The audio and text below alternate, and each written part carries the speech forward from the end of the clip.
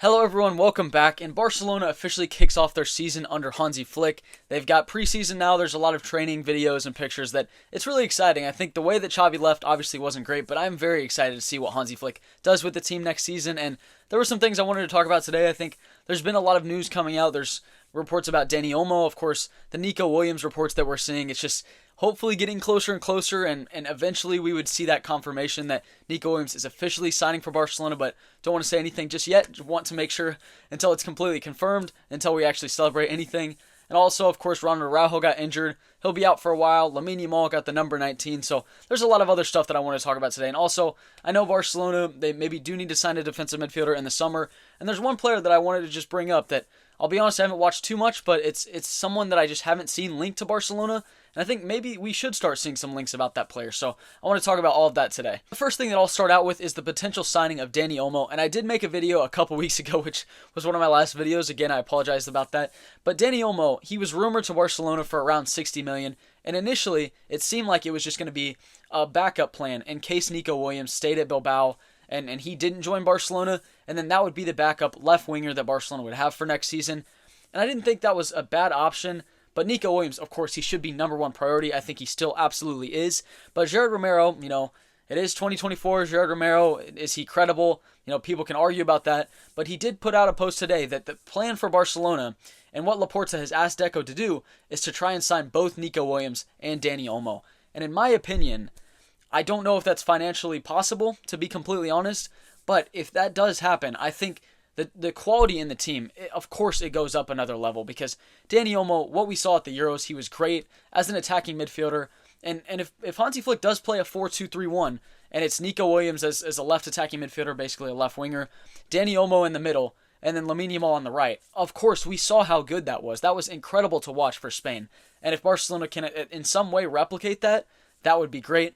But at the same time, if Dani Olmo does join the club, what does that mean for players like Pedri, Gundogan, Fermin Lopez? I know the problem is definitely not having a bunch of good players in the same position because you want to have those options, and with the injury problems that Barcelona have had, of course, it's great to have a bunch of players fighting for their spot, but I just don't know what that means when everyone's healthy and there's about 7-8 midfielders to play for three positions. So, but like I said, it's definitely a good problem to have, but I don't know what that means for someone like Fermin Lopez because I made a TikTok about it and someone put out a really good comment that, we have a player that's great in the attacking midfield role in Fermin Lopez, and Xavi did great with being able to use him and implement him to the first team. That was great.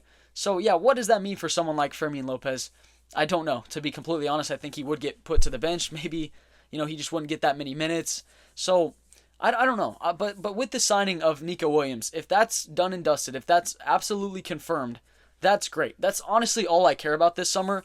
I do agree with fans that maybe Barcelona should be signing a defensive midfielder, but Nico Williams, he's the number one priority. He elevates the attack to a completely different level. He makes Barcelona so much more enjoyable and fun to watch. And in my opinion, I think Hansi Flick would definitely get the best out of Nico Williams because I just think in terms of what Barcelona needs right now, it's a left winger. And Ansu Fati, I definitely want to see him being given some opportunities, but you don't want to rely on him. He's had injury problems as well in the past. And then, if things don't go well with that, then Barcelona are still in the same exact problem that they were in this season. And Joao Felix, he was hit or miss, wasn't able to get involved in the games that we wanted him to be in. Ferran Torres, he had some ups and downs this season. But Nico Williams, like I said, that's nothing's going to change that. He's the number one priority. But if it's Dani Olmo and Nico Williams, I definitely would be interested to hear more about that. But I just don't know because that's going to be around 110 million because Nico Williams is going to be 50. Dani Olmo's release clause is 60 million. And I think that expires soon. And then after that, I don't know if Leipzig would be able to negotiate a price. I'm not really sure. But yeah, I did make a video and someone commented, you don't watch Dani Olmo enough. You're right. I agree. And I think in this Euros that I saw everything that Dani Olmo brought to the team, it was great. He wasn't starting at the beginning. Pedri got injured. And then against Germany, he scored a great goal. Against France, he scored such a good goal. That was incredible. Koundé almost cleared it off the line, but that touch past Tchouaméni and then the finish bottom corner, just incredible. And then, yeah, I think every single knockout stage he did have a goal or an assist. He stepped up massively for Spain. And I think in that attacking midfield role, he would work very well for Barcelona. But I do think it's a luxury signing. And I don't think I'll change my mind about that. I don't think that's a signing that Barcelona desperately need this summer.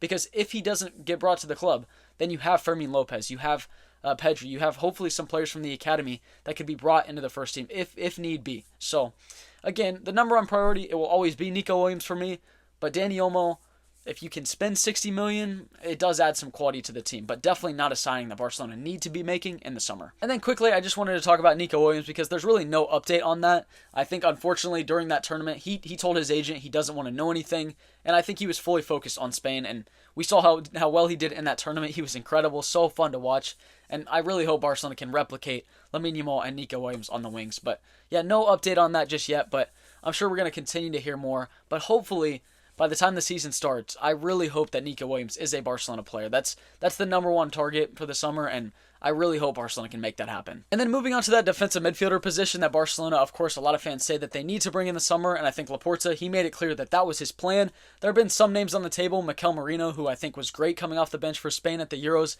and then also Zubamendi, who, yeah, I mean, that's not going to happen for sure, but I think he was great in the final. He came on for Rodri, did very well in that 45 minutes that he got, but that's not happening. Angelo Stiller from Germany doesn't seem likely because I think his valuation is around 50 million. But one name that I have not seen, and I'll be completely honest, that I had not watched before the Copa America started, was Ricard Rios from Colombia. The number 6 for them, I think he was very good in that final against Argentina. And I think he played for about 80 minutes, so that's what I got to watch him live for. So I will not stand here and say that I'm an expert on who he is as a player, but I think what I saw was very good. I think he had a ton of quality on the ball. His dribbling was great, very press resistant. I think defensively he did pretty well as well. So I don't know. I think it's definitely an interesting idea for Barcelona to maybe look into, for Barca fans to, maybe feel around and see how they feel about that. But he currently plays for Palmeiras in the Brazilian league. And like I said, I have not watched him much. I've only seen little clips from the Copa America before that game against Argentina. And I also watched like a little bit more when he was at Palmeiras. So, and from what I've seen, I think he does look like a great player from South America, from Colombia. I would really be interested in seeing the possibility of this signing. I don't know if he's going to leave Palmeiras in the summer. I don't know if they would really even negotiate for him at all. I don't know if he wants to make the jump to Europe, but definitely an interesting idea for Barcelona. I'm just throwing it out there. I don't know how Barcelona fans would feel about that, but for me, he looked like a very good player in that Copa America final, so definitely an interesting idea for Barcelona to explore. And then I also wanted to talk about Hansi Flick during the preseason because I think we're all very excited from seeing, the new jerseys dropping and Hansi Flick in training with Thiago as his assistant coach. I think we're all very excited for this new season to start. And I think Hansi Flick, I did not like the way that Xavi was fired, but I think he's going to bring a new energy to the team that maybe they need. Maybe the players and everyone around the club, maybe they need that revamp from a new coach to hopefully put them in the right direction for the next couple seasons. And I think I'm very excited to see what Hansi Flick does with the club. I think he's very happy to be here. And I'm seeing, players like Noah Darvic and Julian Araujo in preseason. I'm excited to see if they are implemented into the first team at some point. I'm just really excited for how the season's going to start. Alejandro Balde also being back, and I think maybe some people forgot how good he was, the season before this one under Xavi. Yeah, I'm just really excited for all the new players that are going to be coming in. Not just from new signings. I think Barcelona realistically would only make 2 or 3. Maybe I could be wrong about that. Maybe they would make a couple low-budget signings as well. Mikal Faye as well. I'm also very excited to see if he can be introduced into the first team during the preseason. But overall, again, like I said, I wasn't happy with the way that Xavi left.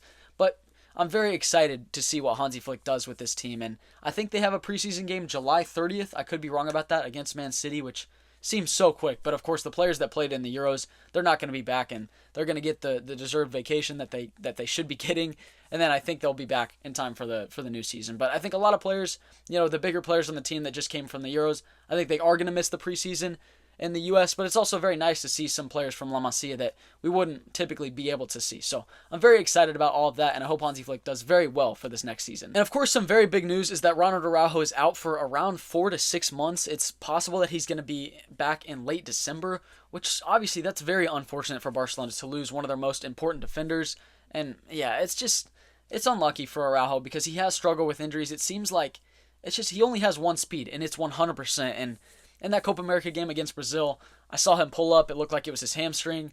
I just knew he was going to be out for a really long time. I didn't think he was going to be back for the beginning of the season. But luckily, Barcelona, they do have Cubarsí, they do have Inigo Martinez, Eric Garcia, if he does stay at the club. I don't know if he's reliable, but at least it's someone in that position. Linglet, you would hope that he is sold in the summer, no offense.